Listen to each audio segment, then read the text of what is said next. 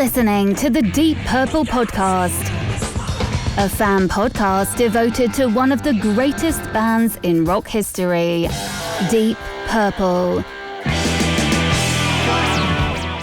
Your hosts, Nate and John, cover their shared history with the band, discover new music together, and cover the farthest reaches of the Deep Purple family tree and beyond.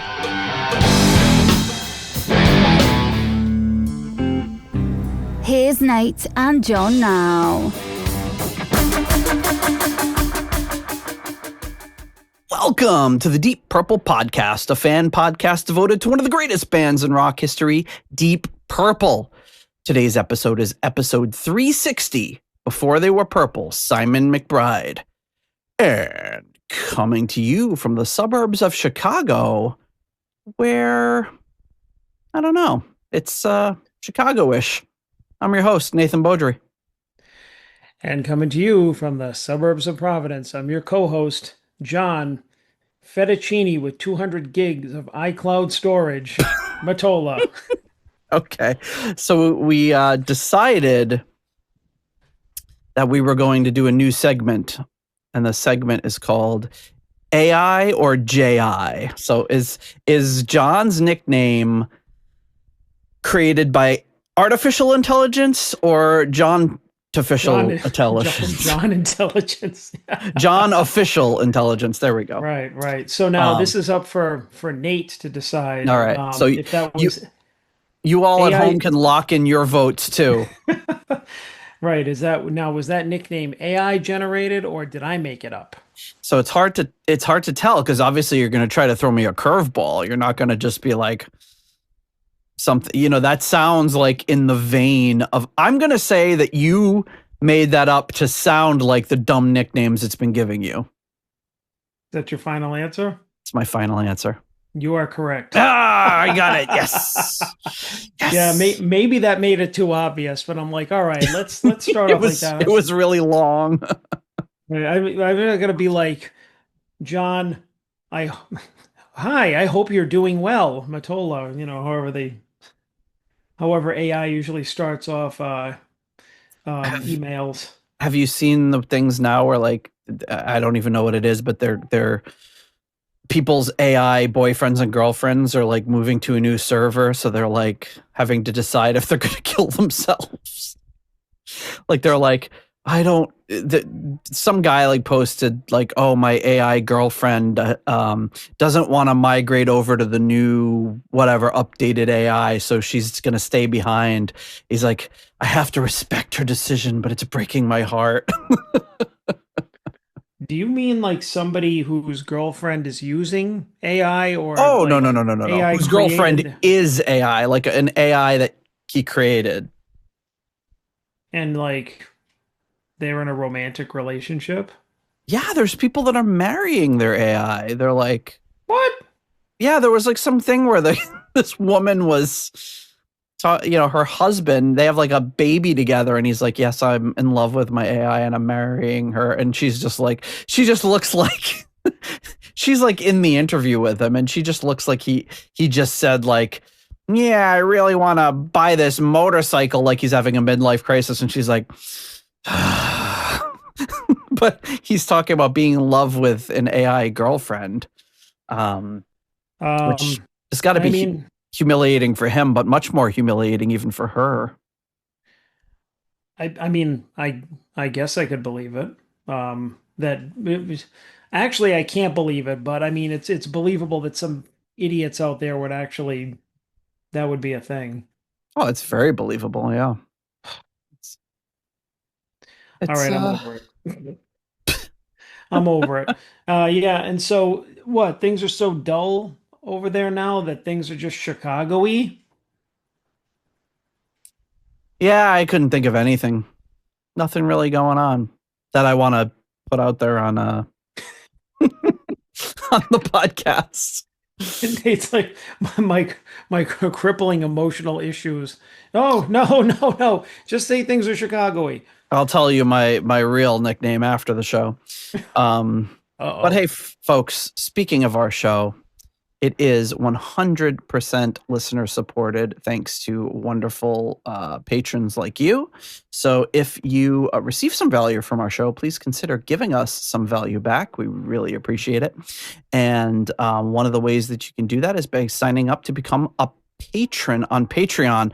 Our show does not run any ads. It's just the working schlubs like you that support the show. So we really, really appreciate it.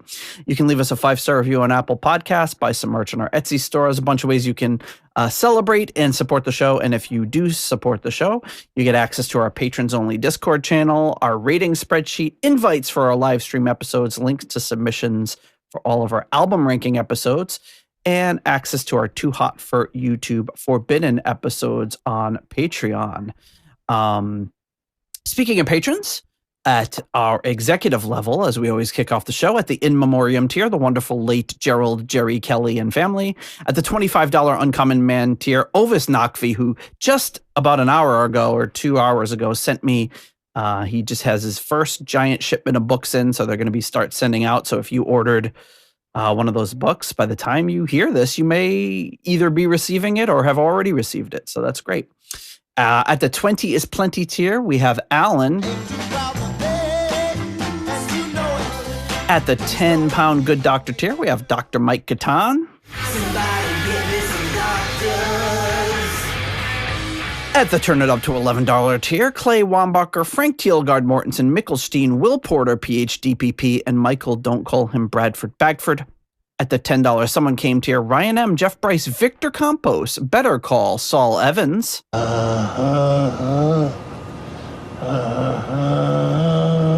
And Peter from Illinois. And at the 8-pound lesser-known patrons tier, we have Robert Smith. And rounding out the executive level is, of course, at the Deep Thoughts by John Matola tier, the one and only Fielding Fowler. And now, Deep Thoughts by John Matola. He should be ashamed of himself. Feelings on fire tonight. Thank you so much to all of you for your support. And, of course, we have our Deep Purple Podcast Hall of Fame featuring Rich, Yangui, Shaylor, Jorg Planer and Norman Weichelbaum. Thank you so much. And we did have a little tease earlier when we talked about the benefits of becoming a patron. You get to join us on our album rankings episodes, both by ranking the songs on the albums as well as participating in the live stream. And the next album ranking we have coming up is So make sure to get us those rankings by March 30th, as that one is kind of approaching. And before we get on to the meat of the episode, the crux of the biscuit, it is time to do something we often do, and that is Postcards from the Edge of Connecticut. This one actually is coming to us from a little further away, and it's actually in my pocket right now because I just retrieved it from the mail. And it is from the state of Texas, more specifically from a Buc-ee's. Have you ever been to a Buc-ee's? No, what the hell's a Buc-ee's? It's like a rest stop on the highway, but like on steroids. They have like they're known for having like the best, cleanest bathrooms ever with like full-size doors on the stalls, but they've got food, and it's like a kind of grocery area in them where you can shop and buy lots of stuff. So people love Buc-ee's. They're very, very impressive. Oh, okay, yeah. So it kind of reminds me of they have that in Italy, the Auto Grill. The Auto Grill. Ooh. Yeah, which is basically, it sounds like the same thing. It's just like it's essentially like, it's supposed to be like, if we thought of it here, a rest stop, but it's like clean. It's a huge grocery store. You can stop and eat, and it's almost like, all right, this isn't a rest stop. This is like something else. It's an experience. In France, yeah, they've got like, fresh baguettes and cassoulet and jars and stuff. So this is the American version of that. Probably no cool fresh baguettes, but I don't know, maybe there is. It's been a while since I've been to one. It says, it doesn't say who it's from. I'm assuming it's from Mark because he's often in Texas. Although I guess it could be from Raf Kaff because he is also often in Texas as he lives there. So it could be from Raf Calf. I'd have to match up some. Let me see what my most recent postcard is from. I don't think I have one handy in this bin. No, it's going to take too long. So thank you. It says no Deep Purple here. And North, it just says North Texas is the postmark. All right. All right. Well, thank you very much. Buc-ee's. Definitely have to check it out if you're ever in the South. Which I'm not, so I guess I won't be. John won't remember the next time he's in the South, so go check it out. Well, even if that's tomorrow. Usually I go north or east. North or east? How much further east could you go? Italy. Oh, yeah, I guess. Europe. That is true. Yeah, no, I don't usually go. I mean, yeah, I would say in the past 5 years I was in Florida. That's about as far south as I've gone. All right. Well, folks, we are here this week to tell you and talk to you about the one and only Simon McBride. So, Simon joined the band. God, it's been like almost 3 years now that he was announced that he was going to be temporarily filling in for Steve Morris, and that really didn't last too long before he was put into the permanent spot. But we've never really dived too much into his past. So buckle up, folks. We got a few videos and songs and things to kind of talk to you about his past. So Simon's younger than me and John. Not by much, but he's your brother's age, right? I don't know. How old is he? He was born in 79. Wasn't Mike born in 79? Well, 80? 80, yeah. So 80, I mean, close roughly around the same age. But for all intents and purposes, he's our age. Yeah. Which is kind of cool. We talked about it at the time. Just very interesting to have somebody our age and technically younger in Deep Purple is never something I thought I would live to see. But he's by no means new on the scene, as you'll see when we start playing these. Like this guy was making a name for himself at a very, very young age. So getting into it, one of the first things that really came up when kind of looking through the past and everything is him at the age of just 12 on Australian TV playing a song that we've covered on this podcast before. So I don't know if they announced it on the video, but here, let's listen to this or take a look at it as well. Australian TV, 1992, a young 12-year-old Simon McBride. So here we go.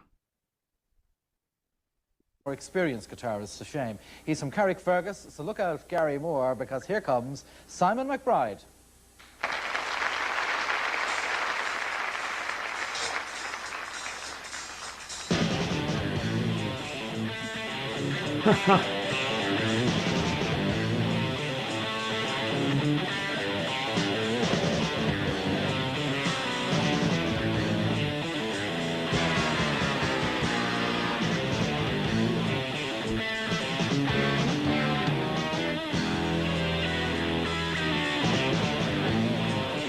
So that's right.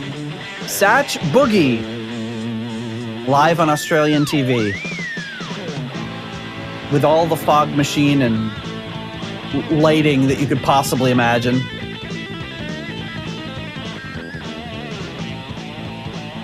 I mean, covering Satch that well at 12 is none too shabby. No. Wow. At any age, really.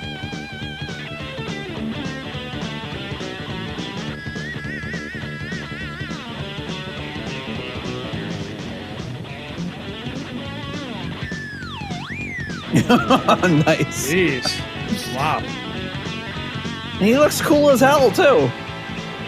Yeah. I mean, you see a close-up of him, you're like, yep, that is a little young child. He's younger than my kids here. It's crazy.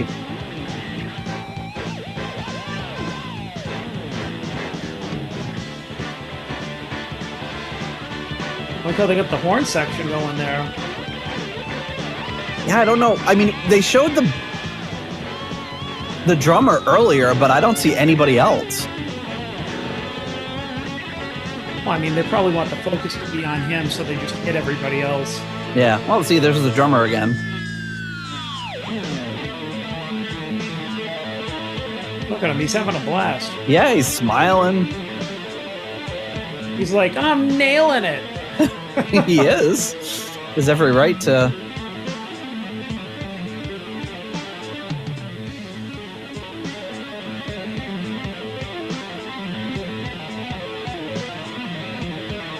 I mean, Christ, he could have. They could have grabbed him for slaves and masters, for crying out loud. They could have had. They could have had him fill in for Richie for the rest of that tour. All right. Probably would have worked cheaper too. Yeah. I like how the guy playing the drums is like in a suit. I know, that's what made me think that this was going to be a different type of performance for some reason. And now some smooth jazz.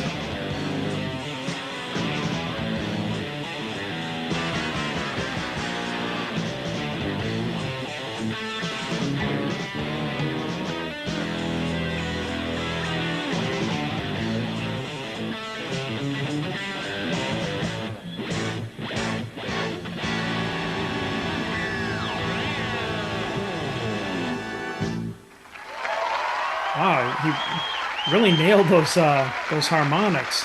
Yes, he did. Look at him. I shouldn't say I enjoyed that, but I did. And there it is. It's sad. George, you know Gary Moore. You're going to tell him about Simon. I do. Gary Moore, at the age of 13, couldn't play the guitar like that. I'll tell you. I know guitar players couldn't even mime as fast as that young fellow was playing. And on top of it all, he took time to smile as well, which impressed me. Very brave for going solo. Great talent. Superb, I can't doubt it. All right, Bill. Well, funny enough, the only thing that bothered me was the fact that he did smile, because when you smile like that, it makes it look easy, and everybody will think it's easy, and they'll all want to do it.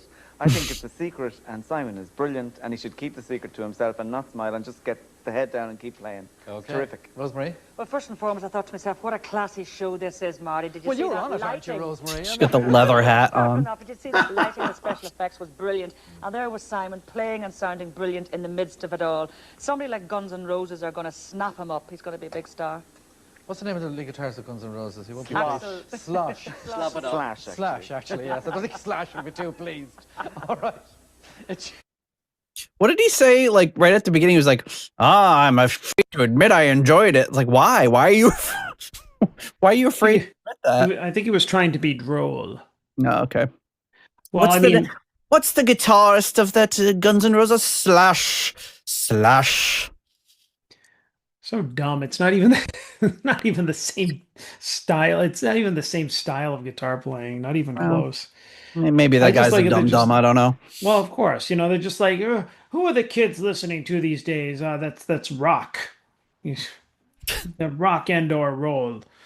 Who does that wonderful November Rain song? Who performs that one? The guy with the great long hair and the piano on stage. Axel. Axel. Well, anyways, I enjoyed the two Deep Purple connections right there. Is that they already compared him to Gary Moore. Yep. And I mean, he was playing a Satriani song, who was going to fill in Deep Purple in a few years from then. So. Yeah, exactly. And then he would later go on and his band opened for Satriani. I don't know, maybe like 10 years ago or something. I don't remember the exact years, but pretty cool. He, of course, references Gary Moore as being, an early influence, obviously being Irish. It's hard to not, but I know he's said he saw Gary Moore at a very early age and was kind of like, that's it. Kind of like Lars seeing Deep Purple on the Fireball tour and saying, that's what I want to do. Yeah. But yeah, and obviously Gary would be a huge influence on his playing. So skipping ahead a few years, there's a band, Sweet Savage, who you may be familiar with because the one and only Vivian Campbell came from that band. And joined Dio, obviously. So they Metallica did a cover of the song "Killing Time," and because of the interest that kind of renewed some interest in the band, they reformed with Simon McBride on guitar. They did an album in 1996 called "Killing Time," which had like a lot of remakes and stuff. So I didn't want to play anything from that particular album.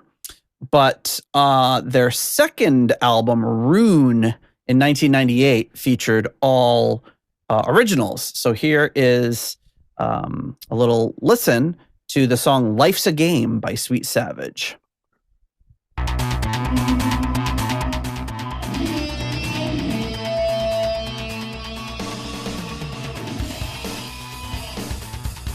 And I believe this is just like a 3-piece.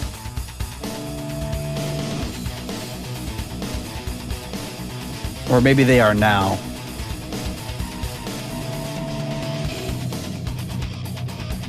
Very 1998. Yeah.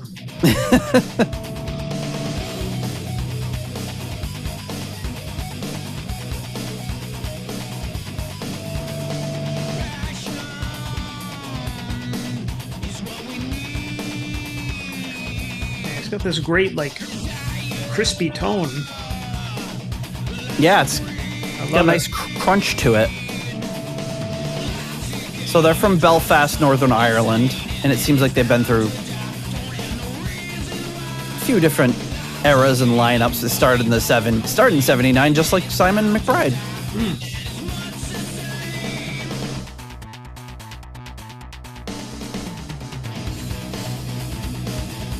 It's very heavy without being like overdone. It's still very like melodic. Yeah.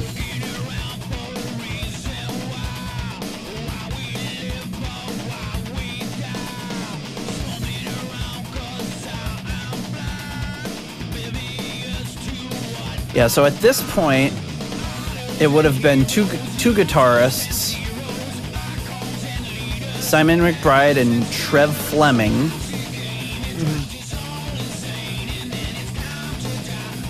And Ray Haller on bass and vocals, David Bates on drums. So it's basically the original lineup with McBride replacing Vivian Campbell. But the first album they put out was with Simon McBride in '96. They never put out an album before that.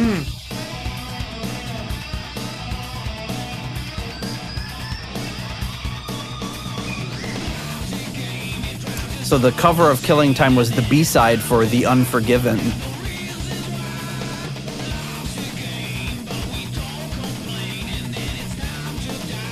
It's really good shit.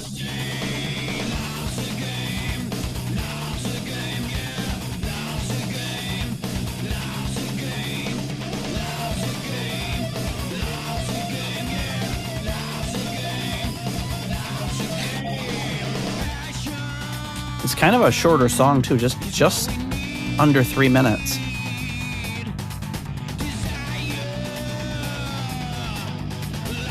Like that he's like kind of following that like sequencer type of thing. Yeah. Yeah, that those like those yeah, and then the the vocals that are all like fuzzed out, like it almost sounds like he's got like this transistor radio transistor radio AM radio distortion on his voice. Nice game. Yeah, that was God, everybody was doing that around that Oh time. yeah, that was, if you weren't doing that, you were doing something wrong. Even Dio did that. Yeah, you had to. I think Yeah. they must have like taxed you extra if you didn't do that. Like if you didn't have one of those songs on your album, you had to like pay a penalty to the government. I don't know which government, but Yep, you just hand it into Warner Brothers Records. Come on. You know what I want. No, take it back. Why? No. You know what you got to put on there. Oh, man. All right, guys, get out the transistor radio. yeah, just run it through an old radio and then right back onto the board.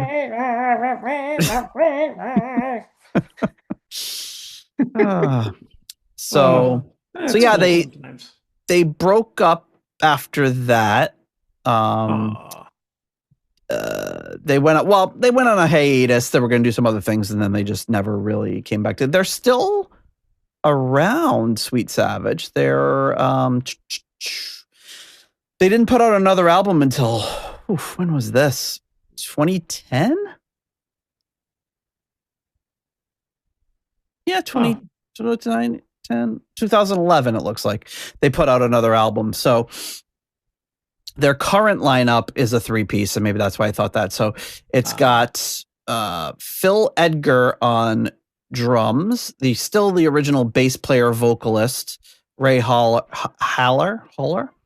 and the drummer is Marty McCloskey, and the guitarist is Phil Edgar. So they're still around. If you look them up on Spotify, they're still doing stuff. After that, he joined Andrew Strong, who had gotten kind of popular, well-known from the film The Commitments. Do you remember that movie? No, The Commitments. No, it doesn't. I remember it, but I've never, I mean, maybe I saw it, but I don't really remember seeing it. But Andrew Strong was like mostly like a soul R&B sort of guy. So McBride spent 6 years touring with him before he left to pursue a solo career. So this is like, I couldn't find too much from them live, but this is a video that you can find on YouTube. It's just called Simon McBride and Andrew Strong Shredding. So I figured, hey, what better way to experience Simon McBride than with a little bit of shredding? So here we go. Simon McBride, Andrew Strong Shredding.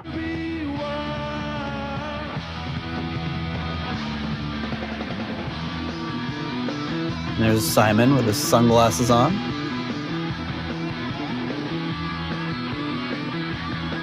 So this would have been in like the early 2000s.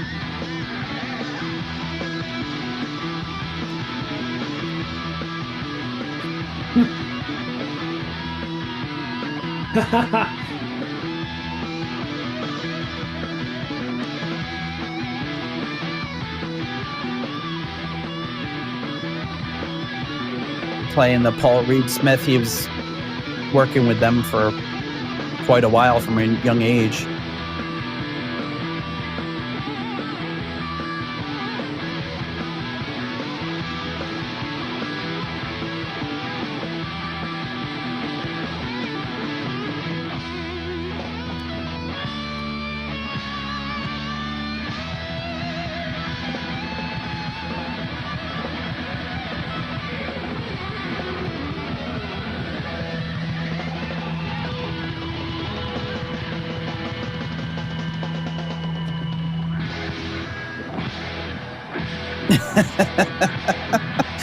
Most of this video is ending.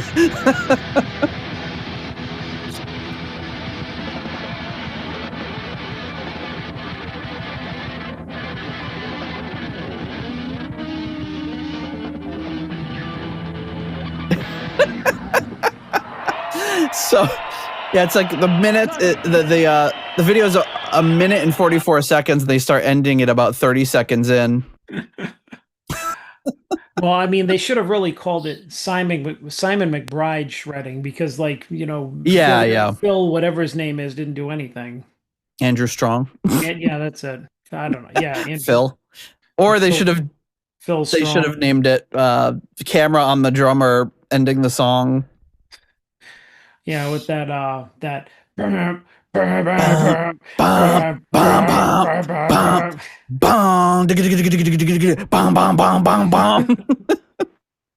the all right already, just fucking end it.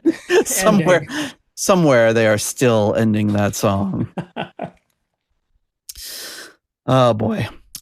So after this, he formed the band Blind Friday, which was a guitar-based band from Northern Ireland.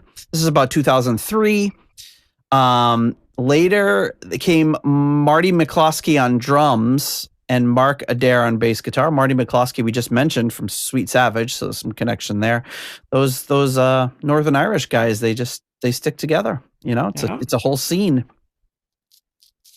So they were endorsed by PRS, Paul Reed Smith Guitars, Gretsch Drums, and Framus amplification. Haven't ever heard of that one.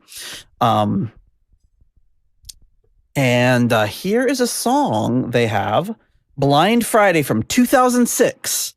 The song is called Coming Around. Here we go. Blind Friday. Where the heck are you? Here we go.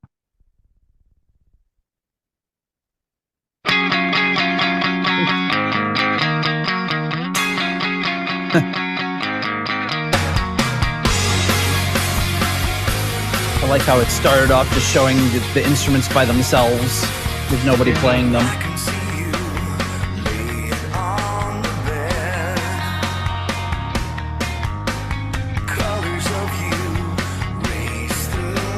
So there's a long, curly-haired Simon McBride.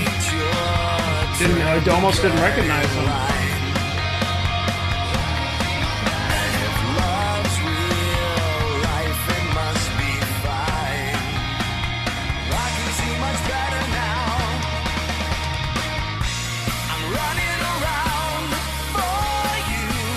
Looks like Simon's doing a little backing vocals here.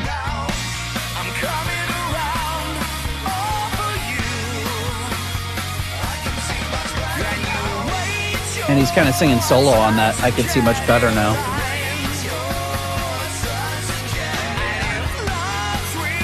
Or singing with the bass player, maybe.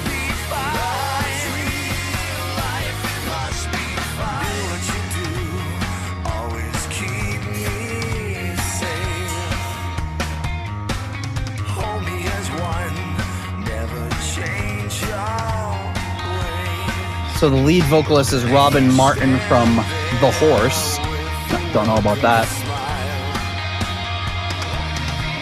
I don't know. I mean, not saying I don't believe it. I just don't know about, I literally don't know about that.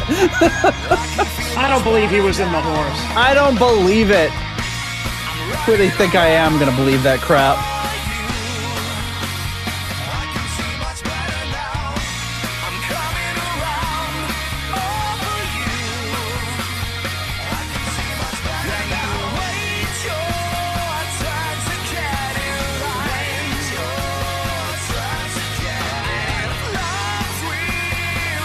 This is pretty good too.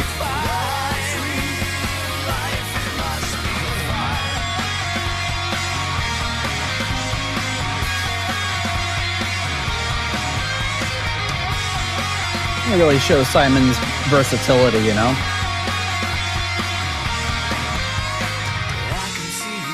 I feel like when we did this with Steve Morse too, you saw just him coming from all these different directions.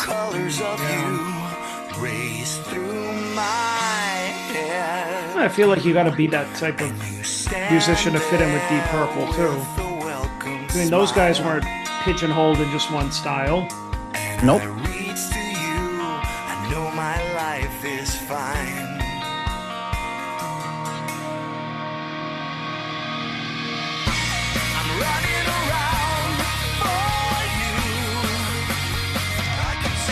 And of course, I'll have the links to all these videos and songs and such in the show notes.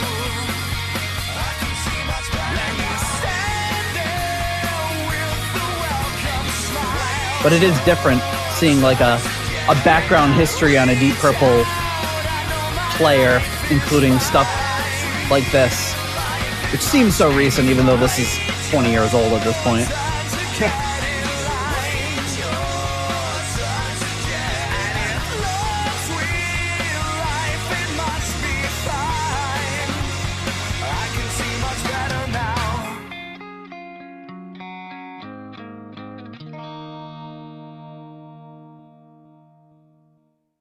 Are those Framus amps that look like there was a crate amp behind him? Yeah. Yeah, that's crate. Yeah, I recognize it. Maybe they didn't have their endorsement yet. Or was that the other band? No, it was this one. Framus amplification. You can't. Hey, don't piss on my leg and tell me it's raining. I know a crate amp when I see it. I've been around the block. I've seen it. That was a very recognizable logo. I had a crate. Still do. Do you? Yeah. I think all my crates have... it's one of those things, I don't know where half of my shit went. Like it's, I had a huge crate bass amp. No idea where it is. Maybe you got sucked into the black hole that is your basement. No, it's definitely not here. Yeah. Did not make the move to New York. Yeah. Who knows? It was in the Beejan's basement for years. So knowing him, Mr. Beejan probably threw it away with my Fender Rhodes. He threw it away. Got that thing for $20 at a yard sale. I just saw someone posting one for like $2,200. Jesus. They're selling. Oh, yeah. Threw it away.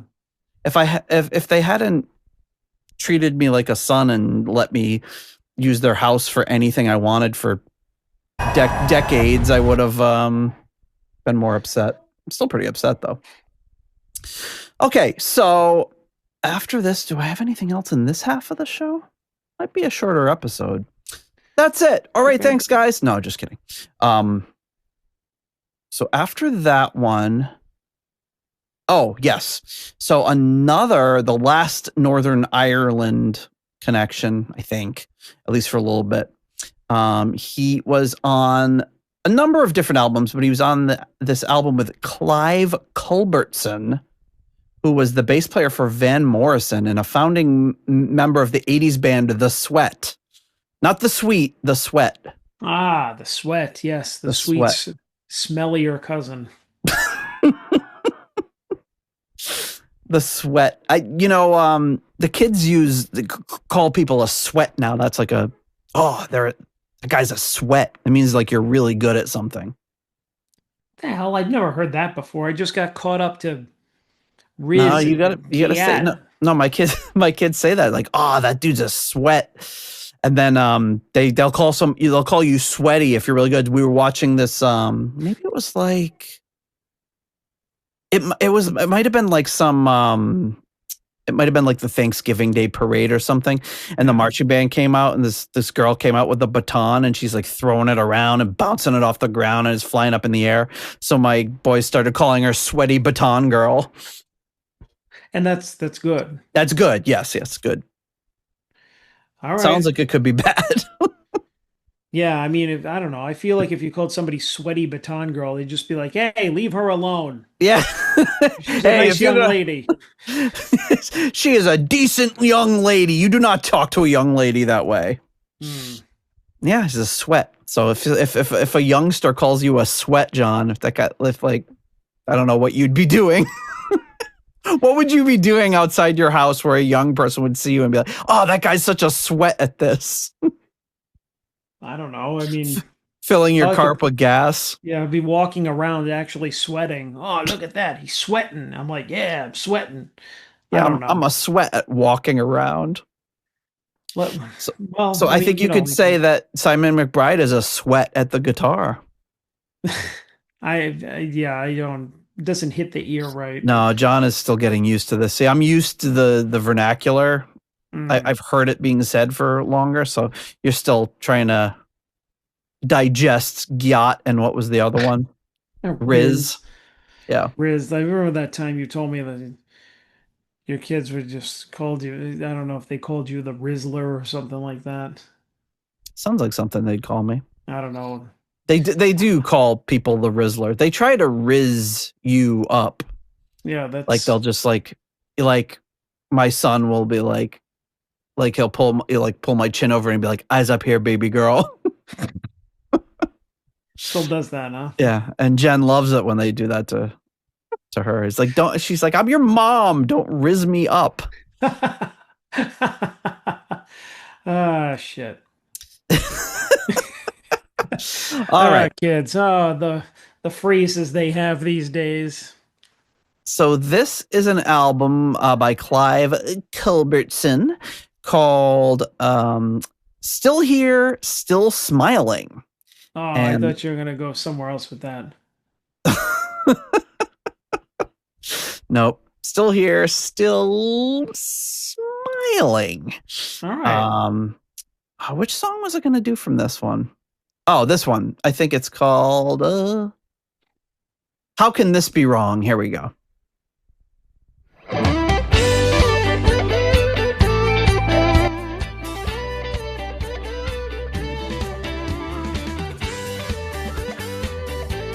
So different, little bit of a different style. Yeah. And the cover of the album is true to form. He is still smiling. I don't know, it kind of looks like a forced smile.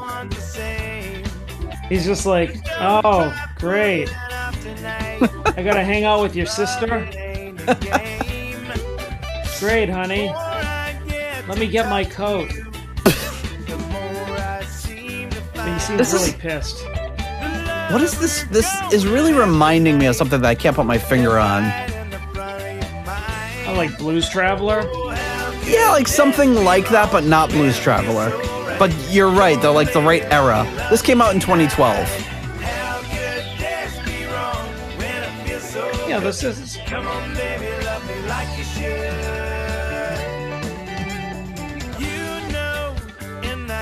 All right, this has kind of a, a poppy, dare I say, yacht rocky feel to it. No, okay. Pete's gonna be yelling at his podcast right now. This is not yacht rock. No, but it does have a very upbeat, poppy kind of sensibility to it. You're on the right track with Blues Traveler, like that kind of like. Yeah. There is a specific band I'm thinking of, though. Of course, I'll not be able to think of it now. But I like this. This is good. And it's got a lot of little lead parts by Simon.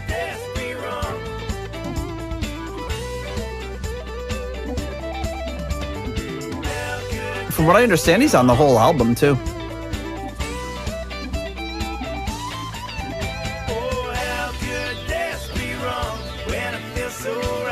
Looking up when he was in Van Morrison. Sure, a Van Morrison fan would know.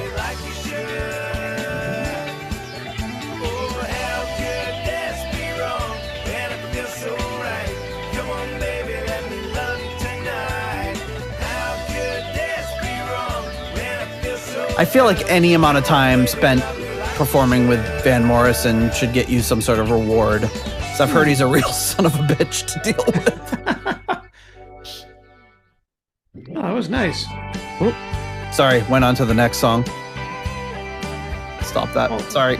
So far, listening through Simon's earlier stuff here, I really I like his versatility. His sound is always kind of evolving.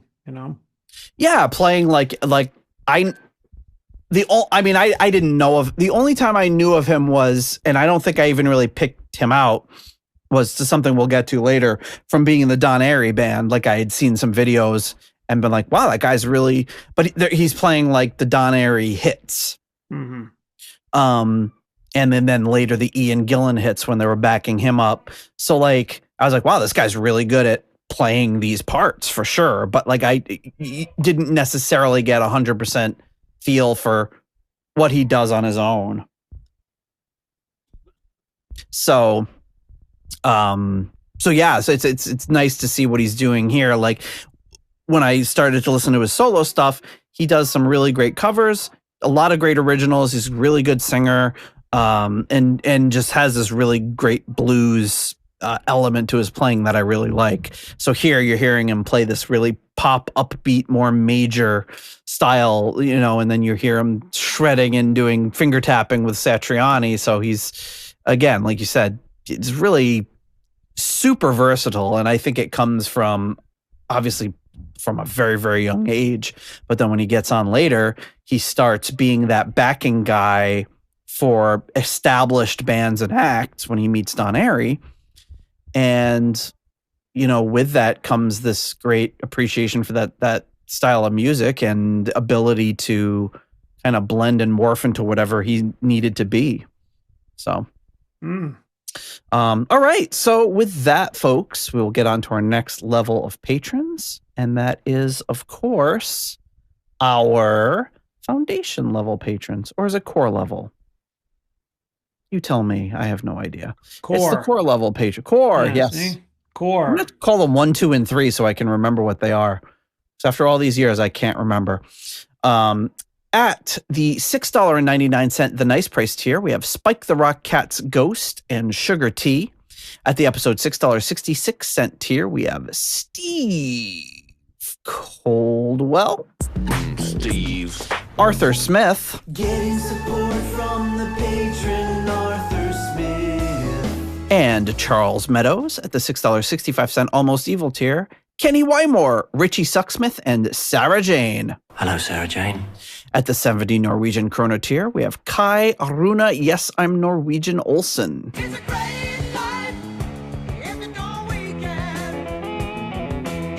At the $5.99 nice price, we have Adrian Hernandez. Hernandez error. Hey, who the hell are you? At the 60 kroner Scandinavian Nights tier, we have DJ Newt Morton Johansson. Oops. My turntables are a little rusty. At the €5.50 tier, we have Merlin Rota. At the £4 Lucy 4 tier, we have Duncan Leask.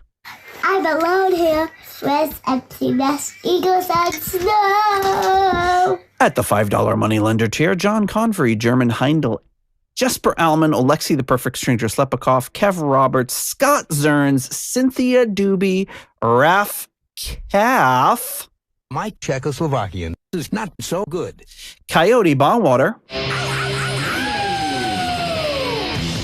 John Maselli.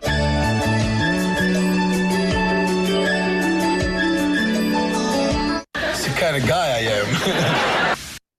Sarah Sanders. No, Kelly Clarkson! Jelly Bean, Evan Robeson, Purple Swede. Sweet, sweet, sweet, sweet, sweet, sweet, sweet, sweet. Ralphie Lee. And I'm not a rich man, and I'm not your friend, Rich, either. And of course, we have Joe Dopefish Sigler, who's... Oh, here it is. I was like, You're having a problem finding his thing lately. Yeah, well, I just reorganized all my clips, and I apparently did not organize that one correctly. But thank you so much to all of you for your generous support of the Deep Purple podcast. I think I'm going to have Joe's clip on lockdown now. Nothing can stop me now. Not even God could stop me now. All right. So, as previously mentioned, this takes us to the next phase, and I couldn't find a good interview about it, and I can't remember where. I think Don talked about it when we were backstage in like Philly, about how he met Simon. And I was thinking, I've seen this interview. I've seen him talking about it. And then when I see him in my mind, he's like in that little room we were in with remember the cheesecake was in that other room across the hall. And we both wanted to go in there and eat it. Yeah. And then we were talking to him, and he was sitting down, and he had a glass of wine, and he was talking about how Paul Reed Smith or something was doing some sort of fundraiser in the village, and Don Airy was participating, and it was the village that he grew up in, and that's where he met Simon, because he was representing Paul Reed Smith in this fundraiser or something, and he quickly recruited him for his own band, and that's where they started playing together, and obviously is what led to him being in Deep Purple. So yeah, I'm sure there must be an interview of it somewhere, but I couldn't find it. If anyone can, please send it to me, because I'd love to have it.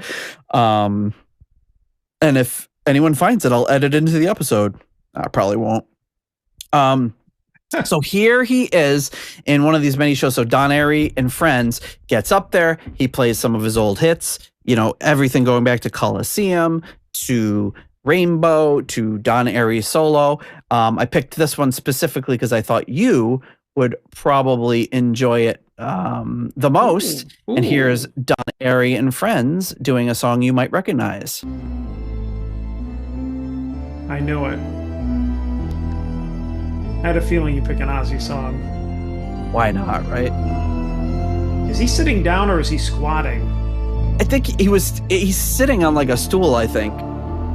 They're gonna say that's some pretty good quad power there, Don. If he was just doing that. Yeah.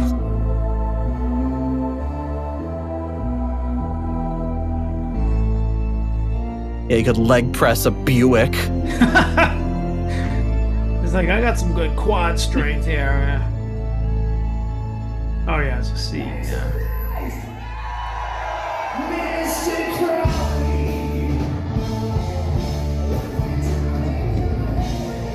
And that must be Carl Sentence.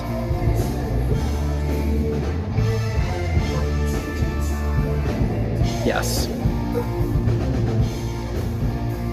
Good friend of Don Arian and his solo band.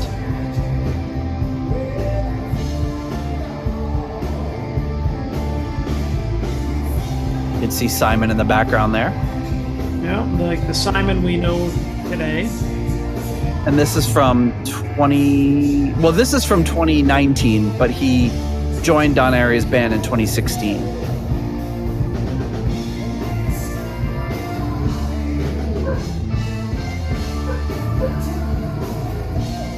Like, it looks like somebody like just wrote Don Airy on there with like friggin' electrical tape.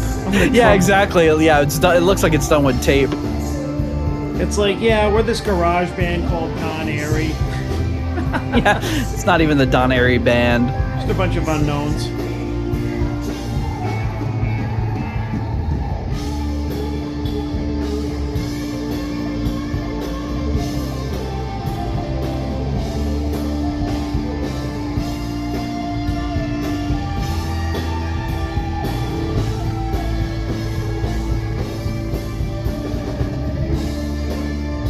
He's putting his own spin on the solo. I like it.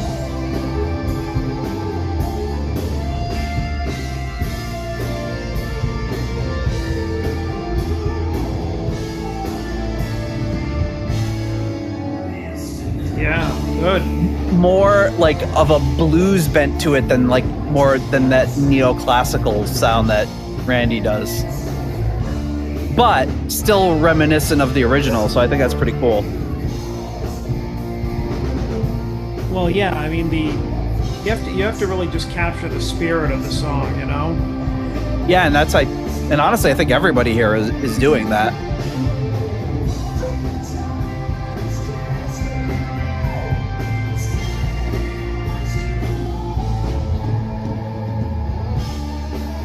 The Carl Sentence was the singer in Nazareth. I think he still is. Well, I mean, it looks like he left. He was the singer in Nazareth from 2015 to 2025.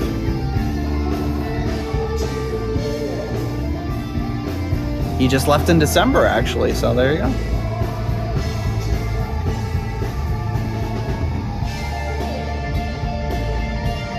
Oh yeah, you gotta do that part.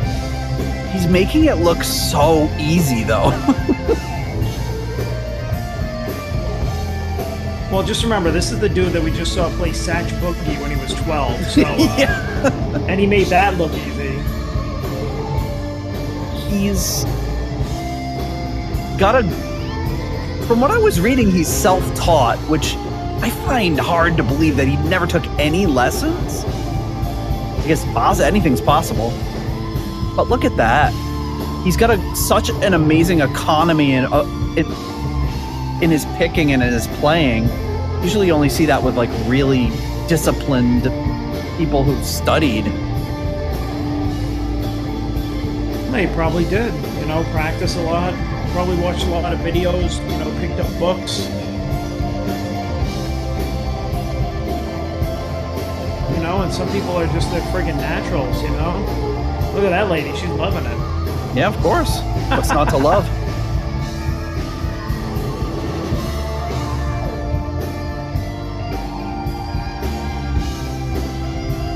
Look at Don.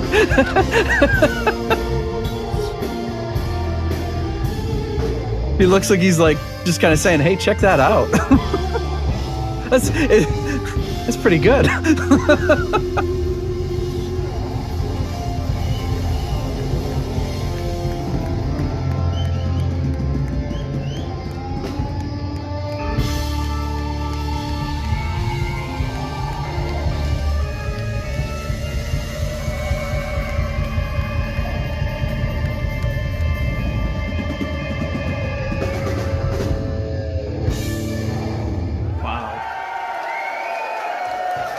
Hell yeah.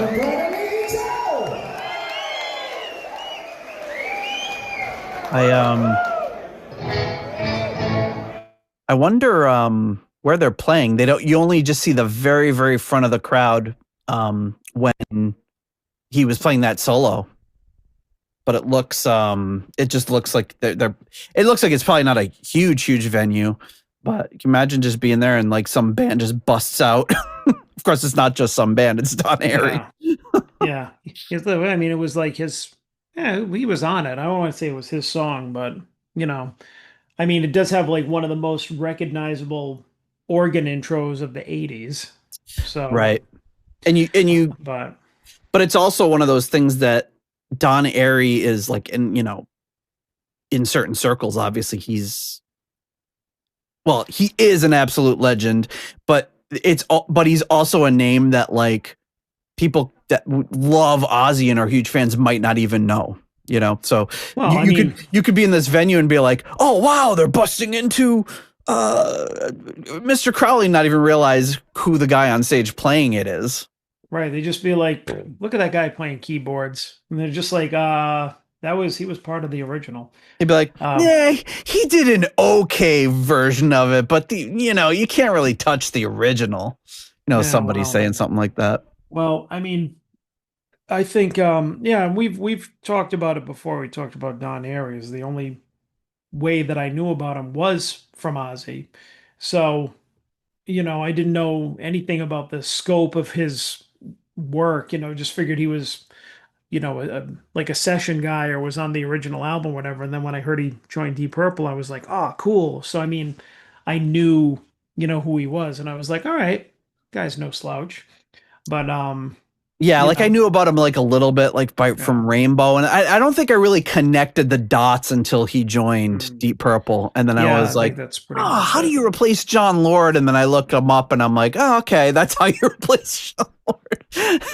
Like not really realizing just how prolific he was because he's such a he's kind of a behind the scenes guy, but I mean, I figured he'd been hearing his name since like. We were kids. And so I'm just like, all right. I mean, he's obviously an established guy. He knows, he knows his stuff.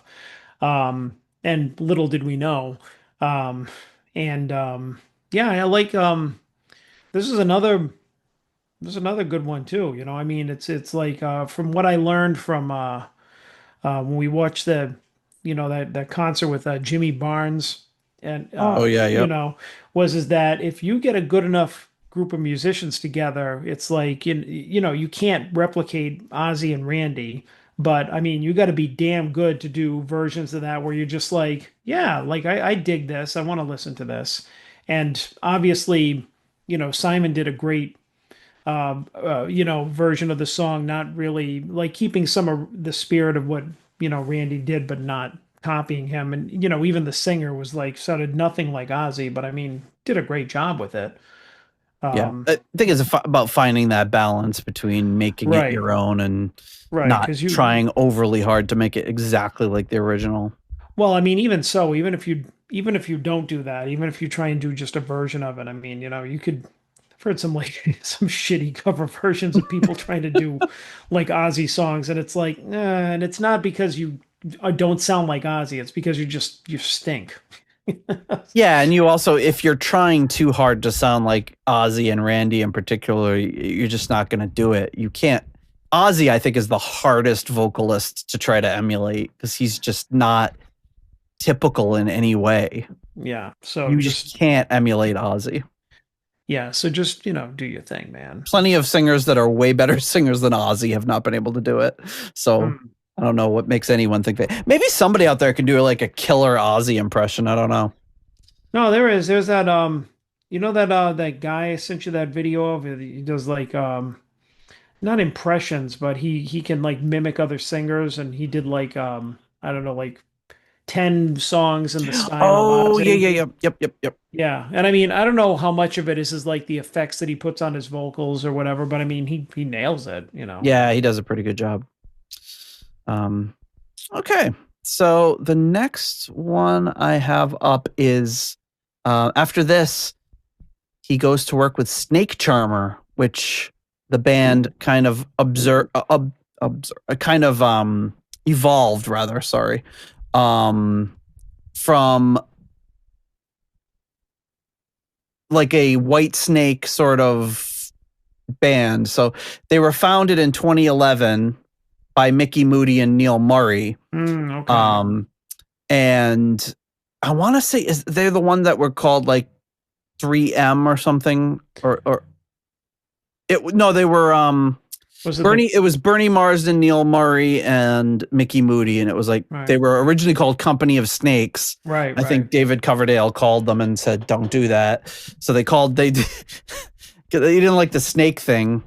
But then they changed the name to like 3M or M3 or something, and then eventually became Snake Charmer. I think it's all the same band. It could be two different bands for all I know. So you can yell at me if I'm getting it wrong. But this is a later version. I think this is one of the last things they put out. This album is from 2017, and the song that we're going to watch the video for is called That Kind of Love, and you'll see Simon and, of course, Neil Murray in the background there on bass. So, That Kind of Love.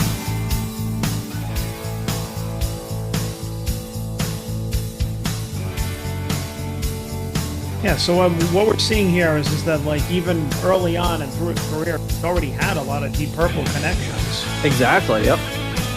Like he was part of the family, we didn't even know it. And here he's playing one of those PRS, like Les Paul style hollow bodies, or semi-hollow bodies. It's pretty cool.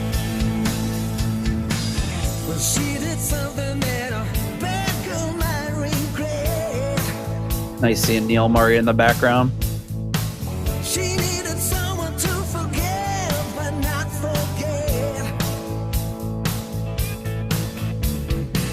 Neil Murray's so tall. Yeah, I don't know why I never noticed it, but as an old guy, you notice it even more. Yeah. He's like, that's a tall old man.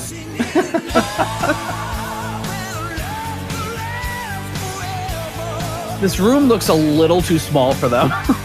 They're pretty packed in there. Yeah.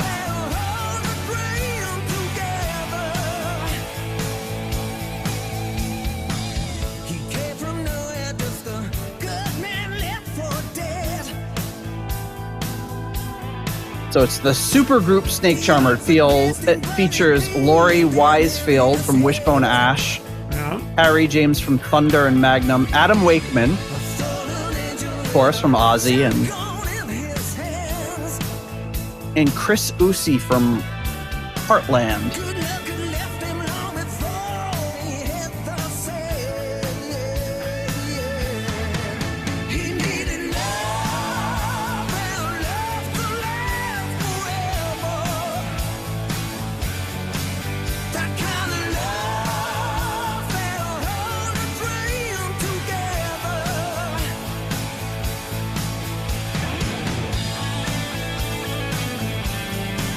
You know, the funny thing is like this is supposed to be like a, like kind of a born out of a, what is it, a White Snake kind of offshoot. Yeah. If you listen to this, you can kind of hear like, I could hear Coverdale singing this. Oh yeah, for sure. Like it has kind of a early White Snake type of feel to it. If you really listen to it.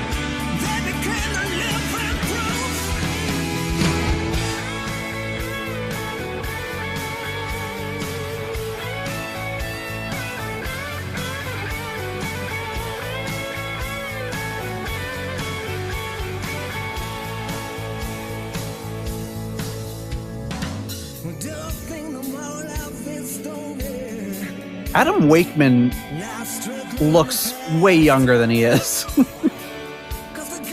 who's that? Him? No, keyboards. Rick Wakeman's son. How old is he? He's born in 74. Oh. I mean, granted, this is 10 years ago, but... Oh, still. But I'm looking at like a recent picture of him. Like, dude looks like he's in his 30s. Good for him. Yeah, it's a, as I well know, it's a large responsibility to carry out.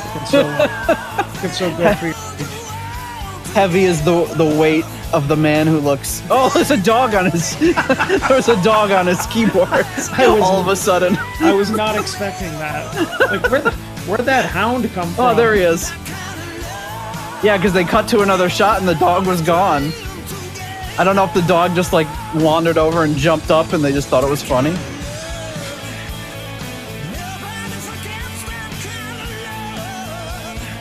Yeah, I could definitely hear Coverdale singing this.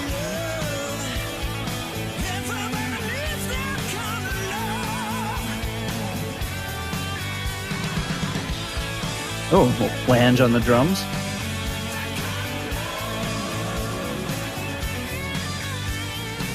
But I mean, you know, Stands on Its Own is a really decent sounding song. Yeah, it's really nice. Still smiling. Still smiling. Smiley guy. He didn't listen to those TV hosts from when he was 12. Well, one of them said he should smile, and one of them said he shouldn't smile. I know what they were trying to do, but they were like really awkward about it. Yeah, they were. They were trying to say that he's good, but they were like really fucking it up.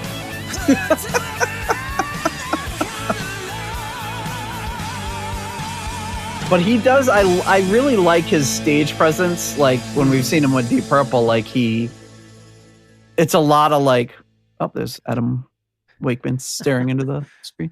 But like he does have a very like kind of jovial stage presence, you know. Like, and he'll like sometimes like Roger will walk over to him and whisper something, and he'll just start laughing.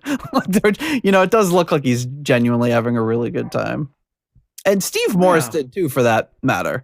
Maybe not so much the guitarist before him, but Steve Morris was always smiling and seemed like he was having a really good time. You know, I mean, I like that about him. He's got a really kind of like a good energy, a youthful energy. Yep. You know, which I mean, you know, there are some people around our age that, you know, they don't have that. They just kind of like lumber around, and then, you know, and he's smiling and he has like, you know, a way he holds himself and like the energy he has while he plays his instrument, you know. Yeah, it's very like, you know, you can tell that it's, you know, he's not just walking around like looking at his watch, and you know, he's getting into it. It's cool. Is this almost over? Oh God! I collect my check and go home. So after this, he did a little guest spot on this band called the Irish Rovers. Again, bringing it back to Ireland here. Narwhal, the continuing story of the unicorn, is the name of the song. This album is called The Unicorn, the continuing story. And this song, Narwhal, the continuing story of the unicorn. So here we go.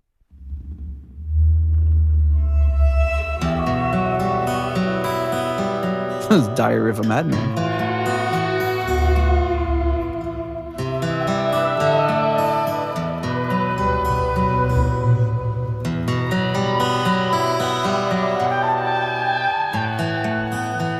Does sound like a narwhal.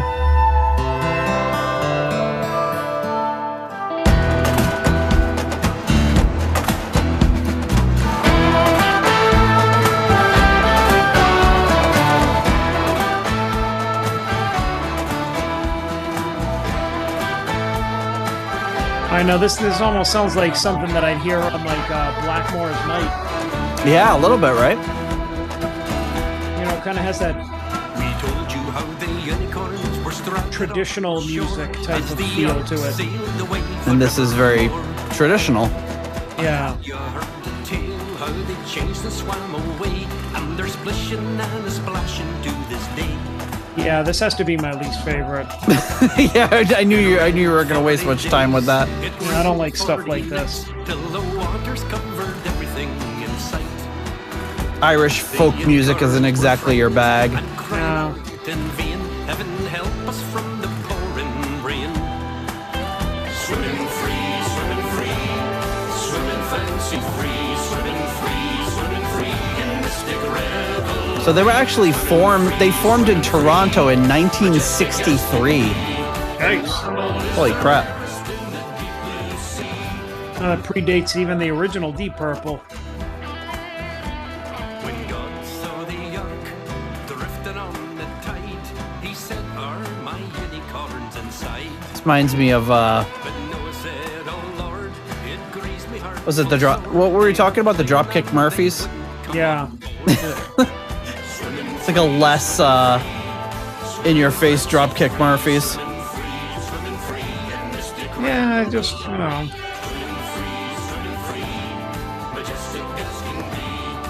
I just don't really enjoy it. John does not like songs about narwhals.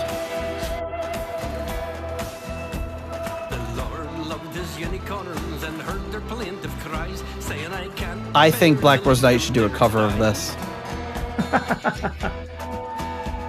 So here's what I'll do, for this wasn't meant to be. I will make the new command, the deep blue sea. Swimming free, swimming fancy free, swimming free in mystic revelry. Swimming free, majestic as can be. So I don't know if they're based or they were formed in Toronto.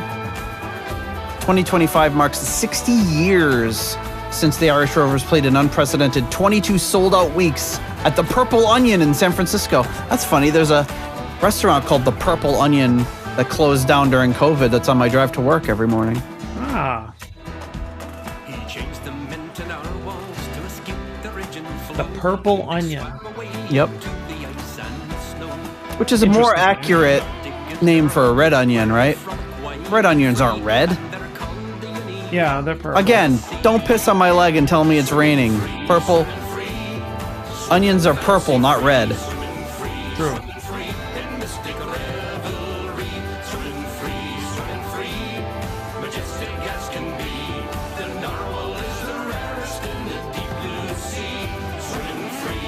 It'd be great if they did one of those. Oh, they modulated up there. If they do one of those concert endings again. Bah, bah, bah, bah, bah, bah, bah. I will leave the chat.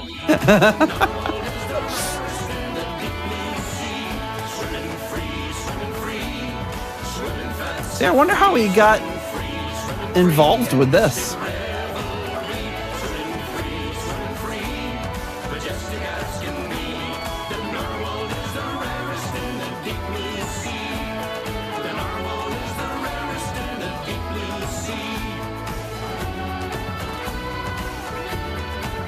This is the album closer too, so you know, bringing down the house with this one. The epic. Exactly. It is the longest song on the album.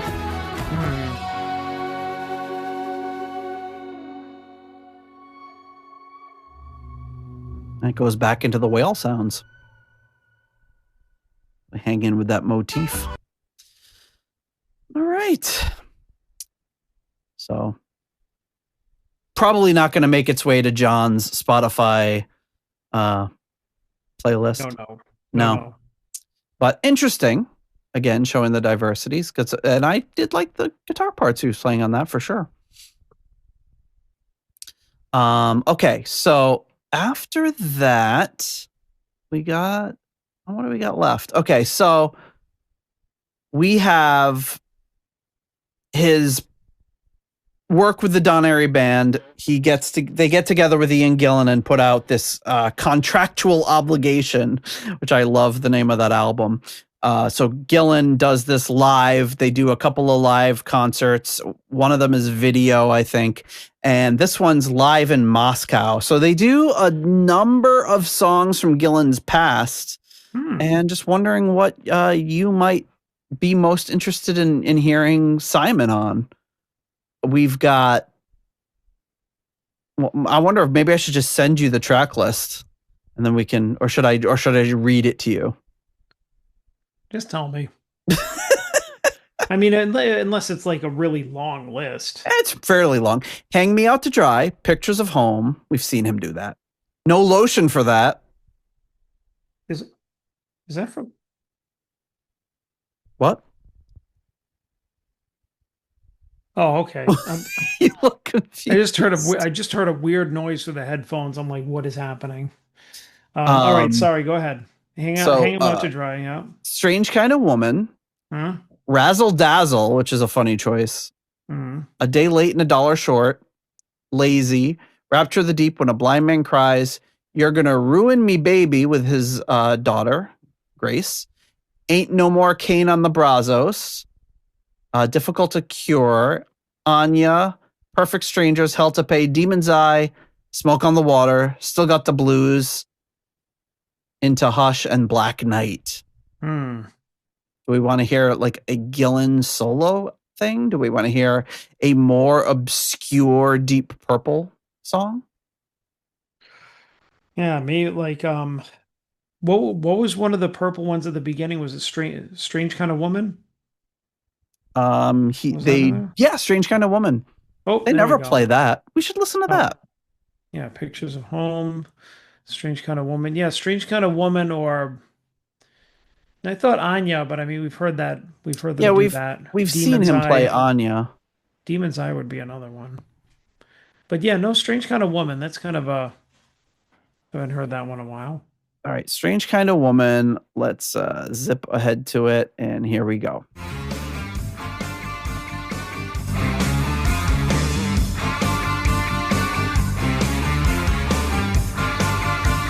So this is not Strange Kind of Woman, in case you didn't know.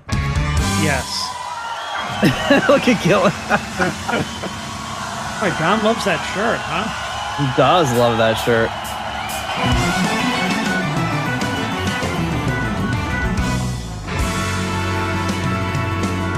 There once was a woman, strange kind of woman, kind of gets written down in history.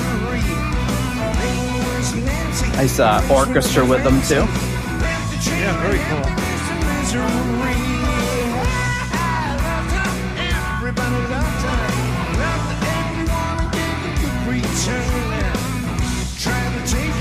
I even tried to break it. If you take it, won't you ever learn? I want you, I need you, I got to believe you. Spend my money and it took my turn. I want you, I need you, I got to believe you. Got a strange kind of woman. She looked like a raven. Nice. I could never please her. I wonder why they don't play this. I don't know. It's great. He doesn't have to do the anymore. Yep. Oh, right, yeah.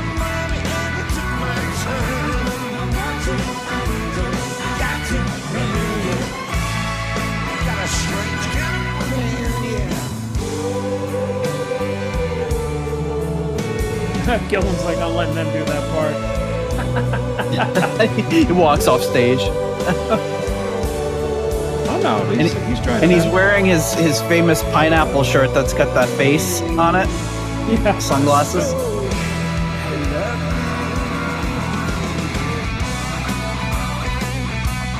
Simon?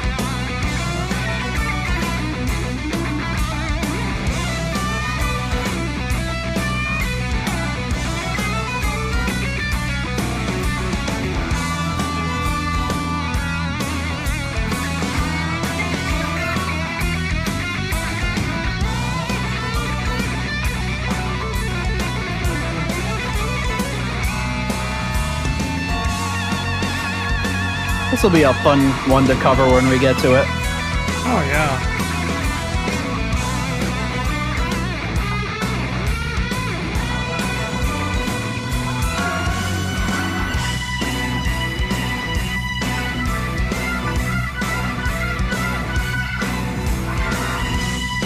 Apparently, Strange Kind of Woman is the 9th most played song live.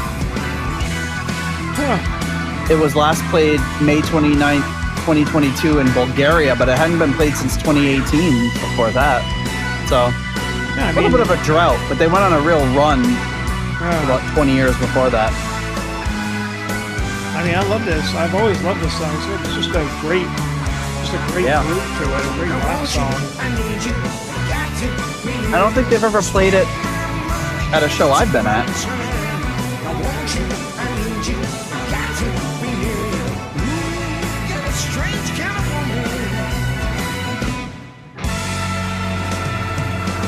She finally said she loved me. I wed her in a hurry. No one calls and I glowed with pride. I'm dreaming, feel like screaming. One by one, just before she died. I want you, I need you, got to be near you.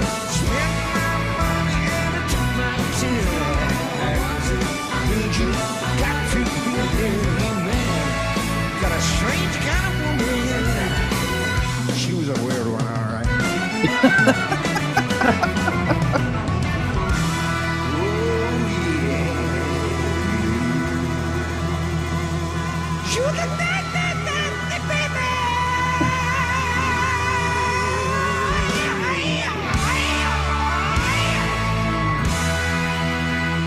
He was a weird one, all right.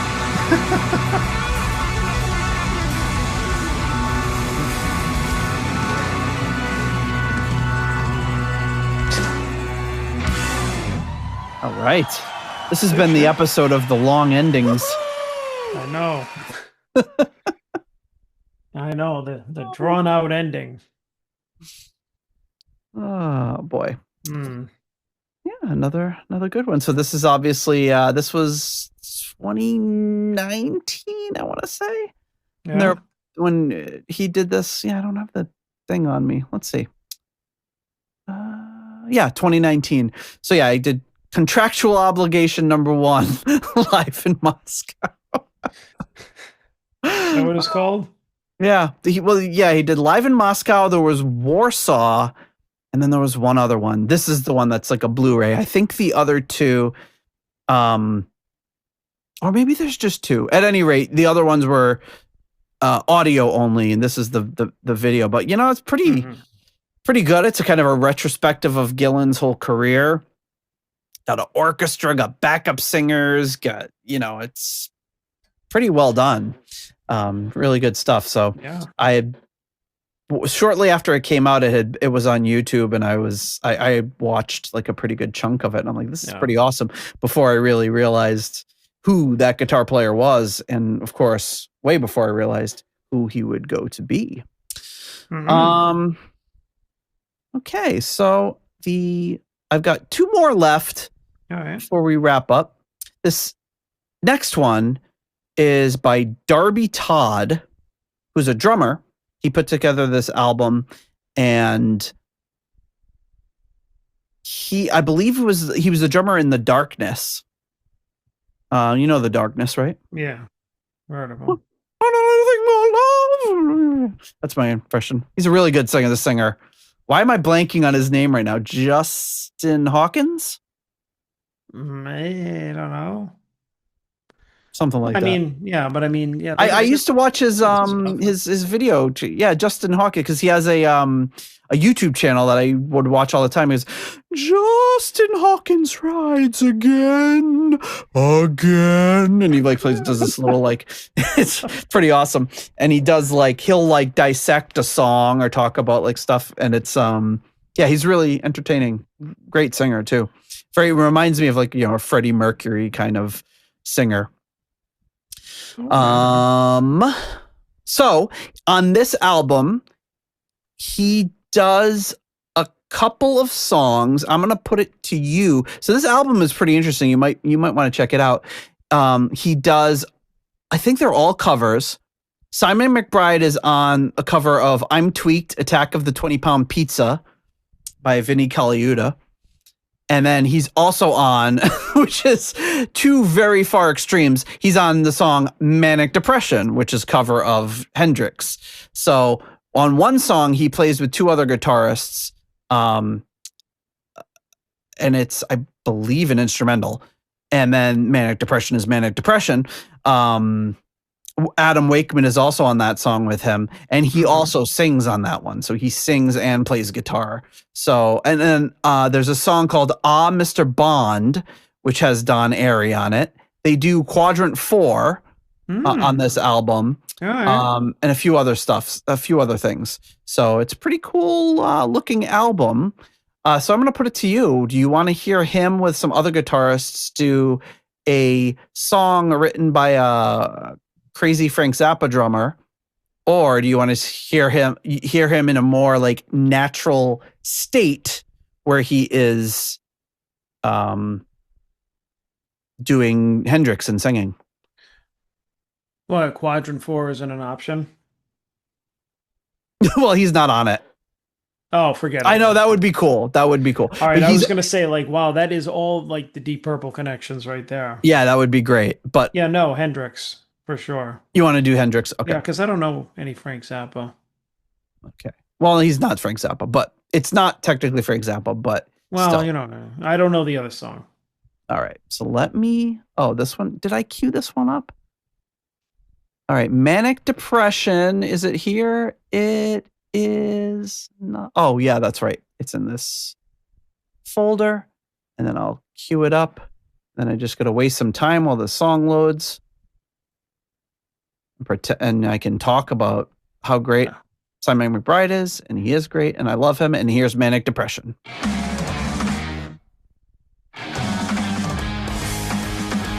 Whoa.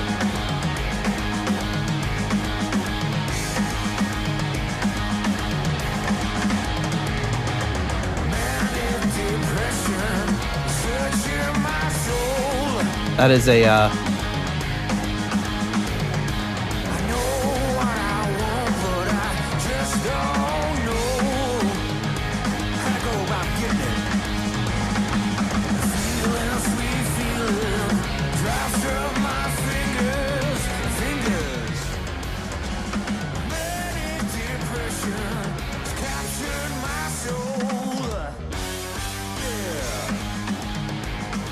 very busy drums.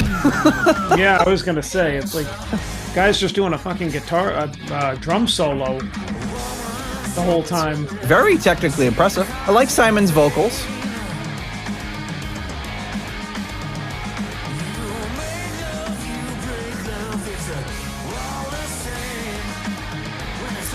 I have a feeling Pete's going to be upset we didn't pick the Vinnie Colaiuta song. But that's all right, Pete. You can listen to it.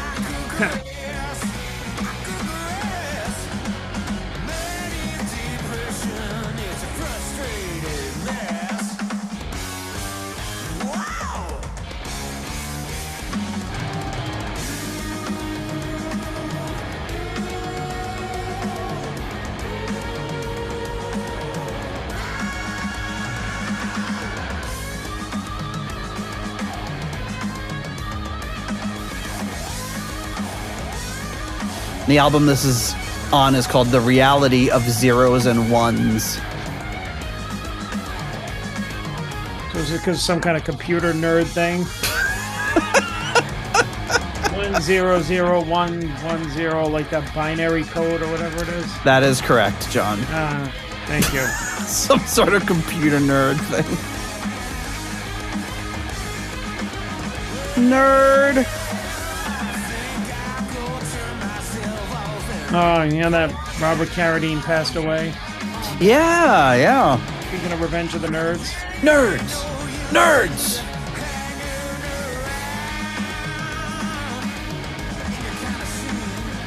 Oh.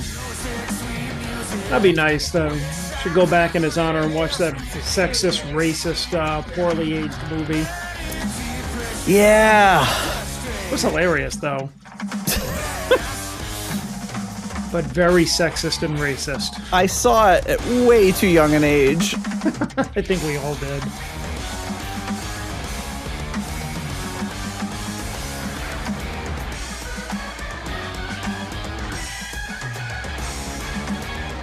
Yeah, I'd say a lot of stuff from that movie didn't make much sense until a few years later.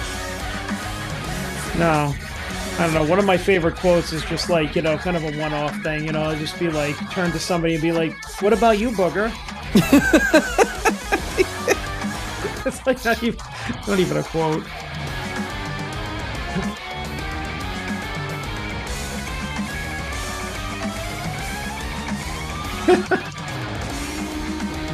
No, I'm not even paying attention to the song. I'm just thinking of Revenge of the Nerds. You're just thinking of Revenge of the Nerds quotes. What the fuck is a frush? Oh, all right, I'll stop.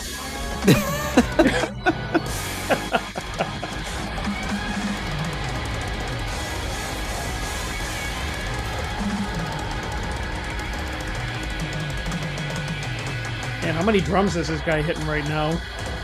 I wonder what kind of set well, we see his set in the album art. Apparently it's pork pie percussion.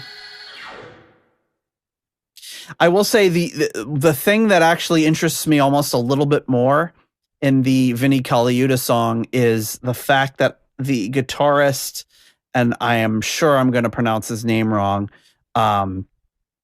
his name is Matthias La Eklund, and he was one of those guys I just discovered oddly on Spotify. And in fact, I think I was listening to a Steve Morse album, and then all of a sudden, when the album ends and it just says, well, if you like that, you'll like this.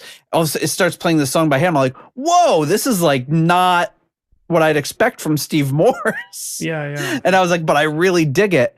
And I think I was like in the shower or something. So I wasn't even like listening. I got out and I was like, oh, it's not Steve Morse. That makes a lot more sense. And then I ended up listening to his album. I think it's called like Freak Guitar or something. At least the album that I heard. I'm sure he's got many albums, but it's really good. Like really, really cool. Super inventive. Like he's obviously a Guitar Hero, but it's not like any Guitar Hero album you've ever heard. Very, very interesting and inventive. So yeah, really cool guy. And I think he's like he's a hulking Swede, if I remember correctly. Let me look him up. Where is he from? Swede. Yes. Swede. Yes. Exactly. Yes. He's from Gothenburg. So I guess I was correct. So yeah, where do we find that? Of course I can't find that freaking clip now. All right. Well, there we go. Matthias. Sweet. But yeah, I would recommend looking that up. Let me just double check. Is it called Freak? Yeah, Freak Guitar. Oh wait. He has all his albums are called Freak Guitar. The one that is called Freak Guitar, The Road Less Traveled. And I guess the album before that is just plain regular flavor Freak Guitar. So yeah, The Road Less Traveled. And the song that really got me was called something like Minor Swing. That's the name of it. And it's very, it's awesome. All the songs on the album are super short too. Like 20 songs or something, but really short ones. So yeah, I will listen to that in my own time, as well as the Quadrant 4 cover. So yeah, of course it's a drummer. He's covering Billy Cobham. He's covering Vinnie Colaiuta. He's covering Hendrix with Mitch Mitchell. So he's doing all those complex drum songs. Yes. And yeah, I think that's the end of the tracks that I have, because that brings us right through 2021. And then in 2022, he joins Deep Purple. And of course, he's got his solo albums, which are really, really good. And I really liked The Fighter. And that came out. He must have recorded it before he officially joined Deep Purple, but it was out about the time that we went to go see him for the first time. And I can't remember at that point if he was still considered the fill-in guy, or if he was deemed permanent yet. I remember I ordered a copy of The Fighter to get delivered to the hotel so he could sign it. Yes. So I've got it back there somewhere. But yes, that's Simon McBride, a shorter and more recent journey to the realm of Deep Purple than our previous episodes. Yes. But always a pleasure. Always a pleasure to welcome a new member to Deep Purple. But the real question is, will we ever do one of these again? And I don't know. All right. So before we wrap up, I'd like to thank our foundation level patrons. Of course, coming in at the £3.50 Deep Purple New York tier, we have Lord Longford. At the £3 Aromatic Feed tier, Simon Ford. At the €3.50 tier, Weston Supermare Pilgrim. At the 293 pence tier, we have Blackmore Tights. At the €2.50 Too Many Tears tier, we have Soldier of Fortune.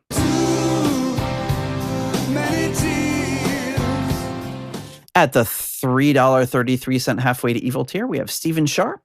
At the $3 Nobody's Perfect tier, we have Peter Gardeau. Pete who? Oh, Pete, yeah. Pete, thanks a lot. I'm going to have a sip on you. Ian DeRosier.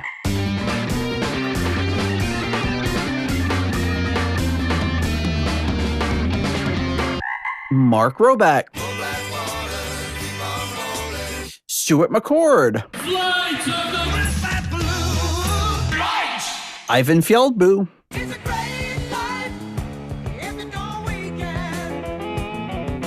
Runar Simonson.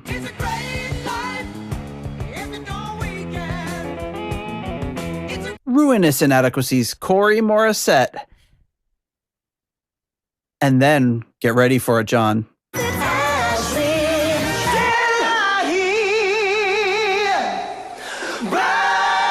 That's right, folks. I shortened it. Adam Cork, Tim Wood, Steve Down to Earth Kohler. Finally.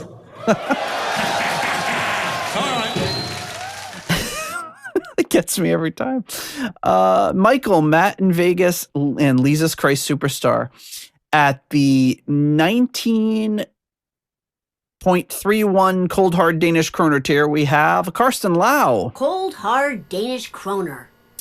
At the $1 made-up name tier, we have the Dead Friday Leaky Mausoleum, Stephen Somerville, the Concerto 1999 fanatic, Hank the Tank, Private Eyes, Ashen Lionel, Zwapper, the Electric Alchemist, Anders Engstrom, ICDC, Durple Purple, David Haddam, Graham Bonnet's Disco Pants and Haircuts. I said, Graham, you know, our audience expects you to be a bit more dirty. Disco Pants and Haircuts, yeah. I'm just going to put my guitar across his head. And Sick Tone. Where is she? Where is she? Just about to close up the library. Thank you so much to all of you for your generous support of the Deep Purple podcast. So I think we've done one of these episodes for every member of the band before they joined. Maybe not JLT because we had covered some Rainbow.